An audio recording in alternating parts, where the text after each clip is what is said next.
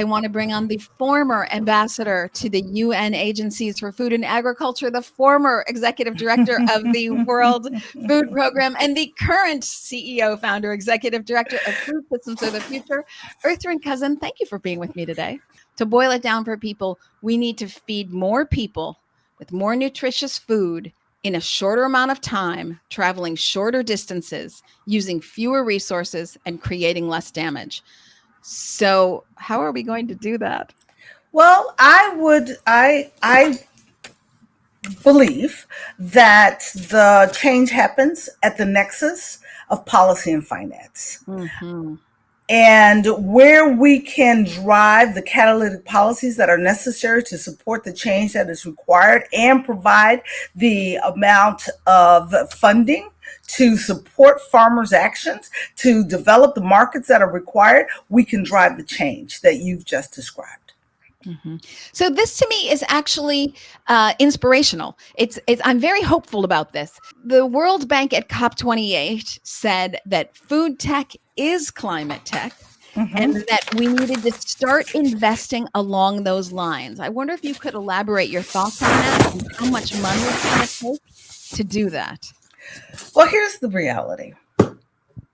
It's not, we're not going to solve this problem by coming up with quick slogans. That this is the hard slog that is required to move us from where we are to the sustainable transformation of the food system that we talked about, to achieve that desired goal of ensuring access to an affordable, nutritious diet by all. Right now, as you and I are sitting here, 3.1 billion people cannot afford access to an affordable, nutritious, diverse diet on a daily basis. That, as you know, our food system consumes 70% of the fresh water draws on an annual basis. And our food system also is the primary driver of the biodiversity challenges that we are witnessing across the globe.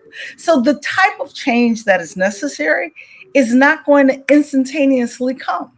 And too often, and we saw this when some $3 billion was invested in cultivated meats, for example. $3 billion was invested in cultivated meats over a 10-year period. And then we saw lots of bankruptcies in 2020 to 2023 that resulted in a lot of the venture capital moving out of the market because people were looking for fast answers. Mm-hmm. Ag tech, food tech, agriculture, food systems don't move at the pace of fintech. But the opportunities for those who invest in these areas are quite significant, but it requires patient investment. Too often when capital that flows into food systems seeks to drive quick change, the science doesn't move as fast as they want. The seasons don't move as fast as you want. And then the follow-on capital doesn't come. And as a result, the companies fail.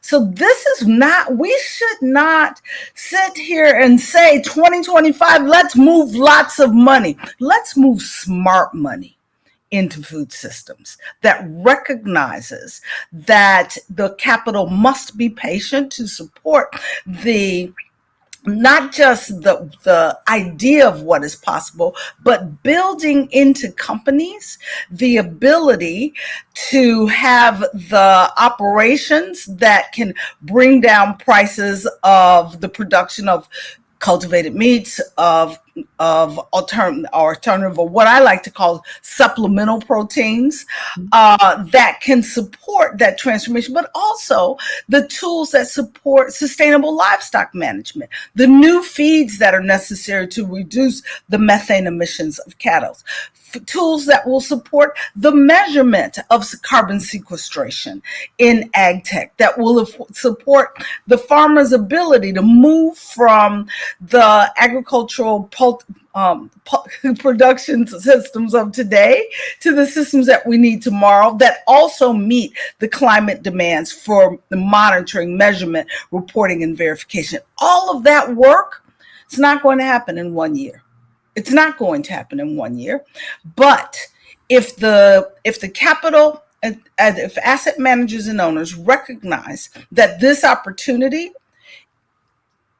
may not move at the pace they want, but will deliver the returns that they need, we can move forward.